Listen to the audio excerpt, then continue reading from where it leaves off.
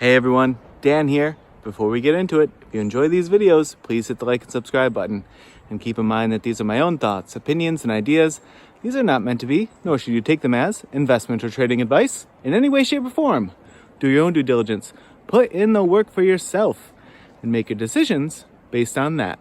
Enjoy. All right, folks, here we are on Sunday, January 14th. We're going to take a look at CEI today. So I don't want to spoiler alert anyone, but all of these levels that we had for potential support for CEI did not hold.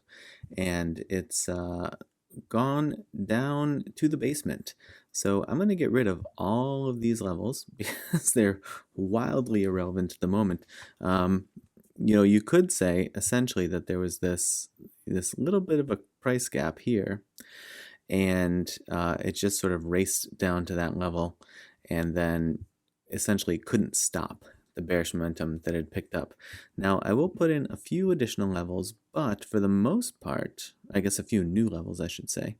For the most part, we are in, what I typically call no man's land, which is an uncharted territory. Yeah, I mean, there's really minimal stuff to go off of here. So we'll put in 3 levels if it even really plays a factor.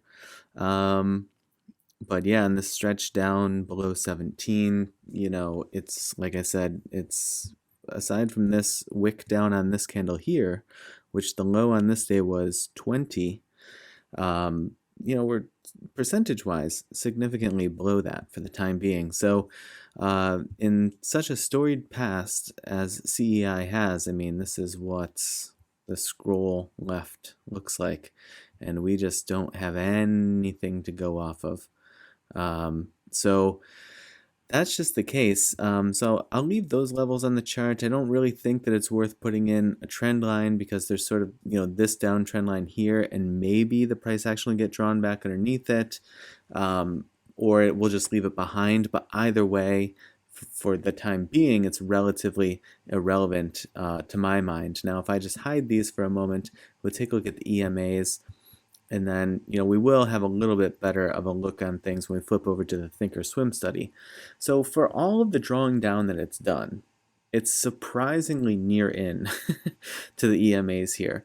We looked at something like Lucid the other day, and with that steep drawdown as of late, it's pretty far away from even the 8 EMA. So the fact that this is still in relatively tight to the 8 EMA, I mean, to the extent that that gives you any sense of hope or comfort, I mean, so be it. But I guess the challenge here is, back here it had a couple or few day run, right? Maybe from here about October 23rd or so through about the 31st.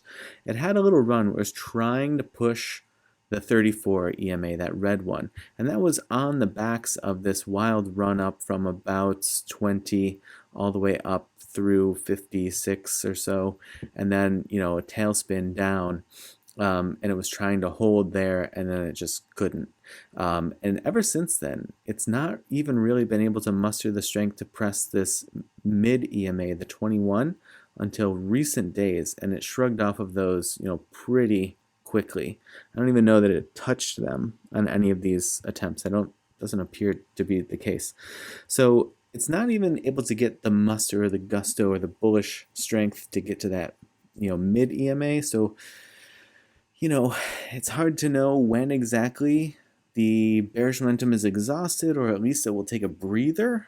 But it not being able to reach that mid EMA for the time being doesn't give me a ton of conviction in that direction, especially with the history of CEI. But obviously we'll see what happens when the dust settles here from this sort of continuous drawdown that kicked off mid-October. Now, on the Thinkorswim side of things, we get quite a different picture, I think. Huge volatility here. You had a wildly wide channel, and that wide channel persisted, narrowed here a bit as the price fell out of the channel, worked its way back in, volatility picked up again, channel broadened again, and then it drew back down again, and then widened again. So we have this continuous consolidation, even if it doesn't look like a consolidation, that the channel compresses and then it expands, compresses and expands as it goes through additional periods of volatility. Now it seems to me, like looking at this, just eyeballing it, just the visual of it, that there's a longer sustained slight downtrend, but that this channel is narrowing to the point at which we've not seen in this period on the chart, this 1 year period on the chart.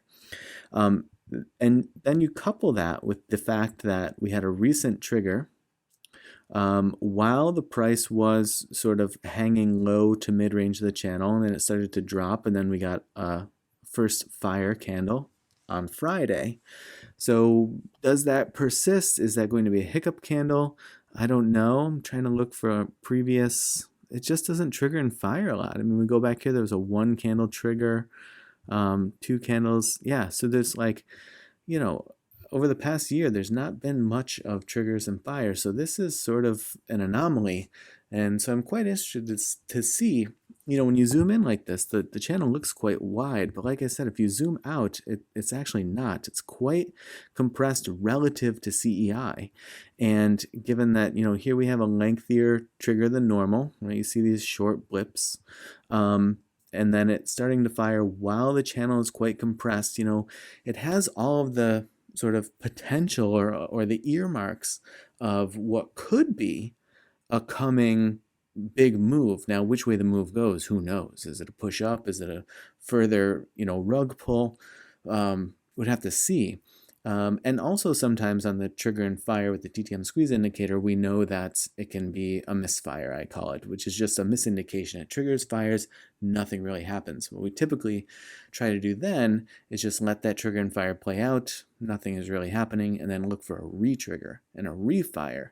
And we do often see then that that's, when the move actually comes, a re-trigger and refire. So, this is all to say it's interesting how compressed the channel is at the moment. Even though the price continues to draw down, it's sort of confining itself to a smaller and smaller range, and that there is a rare trigger and fire on the TTM squeeze indicator.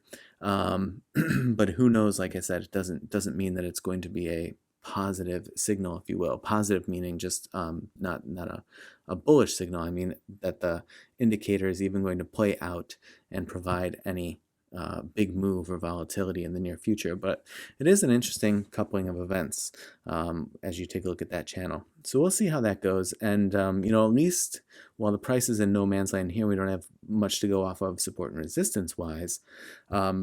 We do have the channel, and this channel is dynamic, so it shifts with the price. And so we can say, for the time being, it's trying to hold support on the lower bound of the channel, much like we saw here, right? It was able to work its way back up toward the mid-range and then got pushed back down to the lower bound, but that's just been the story. That's why the price action's been, compressing and confining while still being able to draw down just slowly but surely. And we'll see how that continues to go, but at least the channel here gives us some sort of confines, right? An upper bound and a lower bound and a mid-range, and a wave cloud from which we can sort of see what the price does when it hits those levels, since, like I said, we're in no man's land as it pertains to the Webull chart. All right, folks, I hope that you are enjoying your long weekend, and as always, I appreciate you watching, and I will see you in the next video.